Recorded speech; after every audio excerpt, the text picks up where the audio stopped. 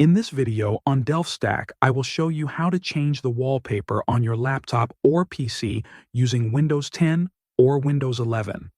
First, go to your desktop. Find an empty area and right-click with your mouse. From the menu that appears, click on Personalize. This will open the Windows settings screen. In the settings window, look on the left side and click on Personalization if it is not already selected. Then click on Background. This section controls how your desktop wallpaper looks. At the top, you will see a drop-down called Personalize Your Background. This is where you choose the background type. If you select Picture, you can use a single image as your wallpaper. You can choose one of the default images or click Browse Photos to select an image from your computer.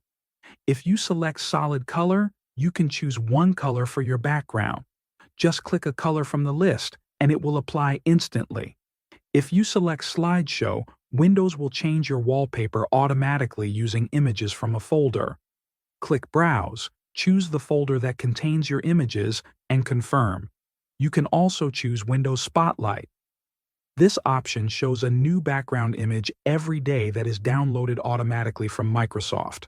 After selecting an image or folder, scroll down to the option called Choose a Fit for your desktop image. Click the drop-down next to it. Fill covers the entire screen, but may crop the image. Fit shows the whole image, but may leave borders. Stretch resizes the image to fill the screen, but it can distort it. Tile repeats the image across the screen. Center places the image in the middle. Span is best if you use multiple monitors. Once you choose the fit you like, you can close the settings window. Your wallpaper is now changed and saved automatically. Thanks for watching.